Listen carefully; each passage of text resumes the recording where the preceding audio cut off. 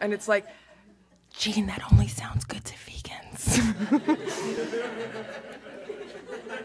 So, yeah, I think we need to get these like kind of positive food images in and get these foodies to be like, I want vegan food, not like the butt of everybody's joke in the Mercury every week. And like, according to Jim, like they have vegan jokes on it. John Belushi, or Jim Belushi, whatever his name is making fun of us. That ain't right. Is that who's in that? Okay. So do you want to go to the next slide? Okay, so these are the ways people transition to veganism. There's the overnight vegan, which job is done. We don't need to think about it. The vegetarian to vegan. I think a lot of us did that. Did anybody, by a show of hands, who was vegetarian before they went vegan? Okay, so a lot of people dismiss vegetarians, which is to me is complete abject insanity. Like, rarely do people make the leap to veganism overnight. Like, I've heard people go, oh, I did, but I don't know anybody, personally on a trustworthy level that has done it. So I don't know what's up with that. Like, vegetarians are our friends. I don't know. Like, you can't be like, that's not ethical. That's not an ethical choice because you're doing something unethical. That's like, most people aren't like trying to jump up a cliff. So vegetarianism is a step to veganism. Even if someone never gets there because they get hit by a bus or whatever, okay, like they're vegetarian. That's cool. Then some people do the process of elimination, which I actually did. Like, I was one of those people, very annoying, like, I can't give up blue cheese, I can't give up blue cheese, like just hugging blue cheese every night before I went to sleep. And it didn't smell good the next morning. And so then I was like, you know what? Just because I can't give up blue cheese doesn't mean I'm, can't give up mozzarella, or like other things. I can't, or ice cream or whatever. Like, so I just kind of like held on to the things that I felt I really needed to, because like I was saying, it is like an emotional attachment that we have to our foods and that lots of people have to their foods. So I just kind of went with it. And I think letting people, not that you really have control of what people do, but like being accepting of that's what people are going to do. They're going to be like, I can't do this. To be like, well, you know what? Hold on to that. Hold on to your grandmother's kibbe or whatever. Not that anybody here eats kibbe. And, okay, so, yeah, that's one way. And then eating less animal products. Kibbe is who asked that? Some people just, they'll be like, I'm going to, this way, I'm always kind of like, but I'm going to pretend to be open-minded to it. People are like, I'm going to eat 10% less meat, then 20% less meat, and then 30% less meat, and then, well, I don't know anybody that's gone vegan that way either. Did you raise your hand? I'm talking to you. I thought you raised your hand for some reason. I thought you were like, stop. Okay, so that's another way people go vegetarian. Did anybody do it that way? See, I'm right. And also I'm talking to everybody as if you've transitioned to veganism already, so sorry. All right, so you want to go to the next? So I think getting people to go vegan is definitely a part of culinary activism. Hey. So one thing that people often say is meet people where they are. For instance, Chad. I just put that there to embarrass him. But like if someone, you have to truly do that. Don't like secretly despise them. That's going to come out in what you're doing. It's going to come out somehow that you're like only like kind of like, yeah, that's cool that you're giving up cheddar popcorn. But because that's a really big way people go vegan. First they drop the cheddar popcorn and then it's all smooth sailing.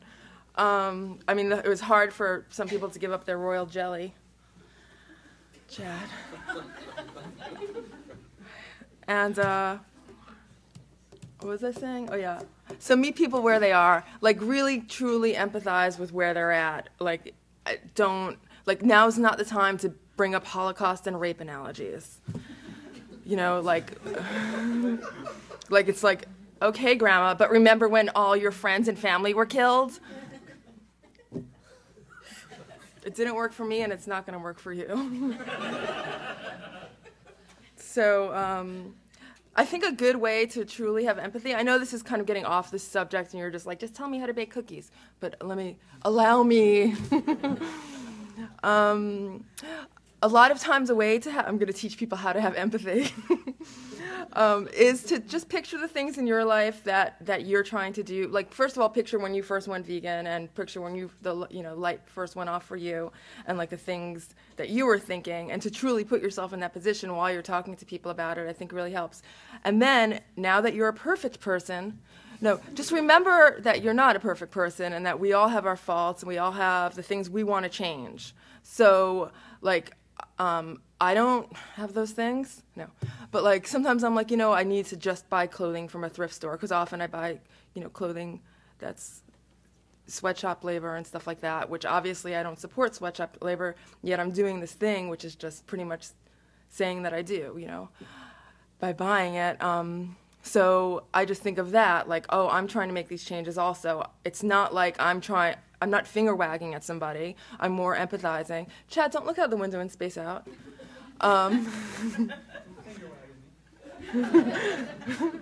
This is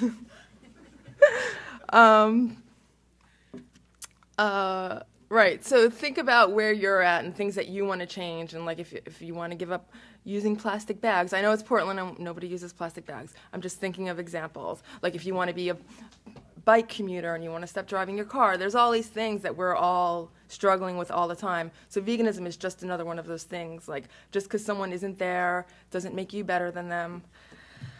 I mean, it does, but okay, so where was I at?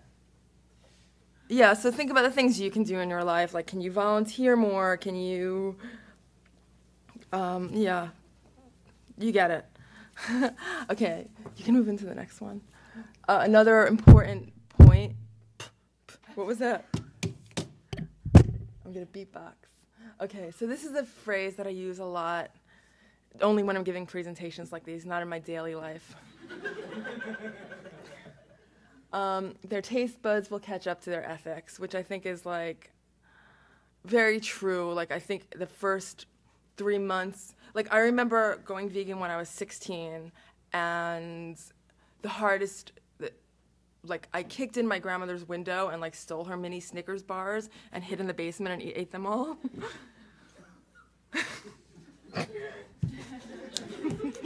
So, like, I was, like, freaking out, like, and that was, like, within the first month, and it was really difficult for me because I was also doing, like, part of this, like, vegan group, and I didn't want to tell anybody. It just became this, like, secret, like, awful thing, and that was really harrowing. I'm glad I got that out, though. And I think, like, well, I was 16, so that's my other excuse, and I needed sugar and chocolate, and back then I think Hershey's Special Dark was vegan, but that was it. And, oh, peanut chews. But I didn't know about peanut chews, just that they were vegan yet. And so that was a really bad example for what I'm trying to say, because now it's like these foodie people that are like, I need foie gras, you don't understand, I need it. I think if people are doing the elimination thing, like they start seeing suddenly one day, I didn't need blue cheese anymore. Like I really, like your taste really does change, and your cravings change. And meat eaters are really fond of saying, you don't crave broccoli the way I crave meat. And I'm like, you haven't seen me crave broccoli. I kick in my grandma's window. And just a point, my grandma's window was like, it was a basement window. It wasn't like some big operation. It was very, very loose and easy to open. So stop judging me.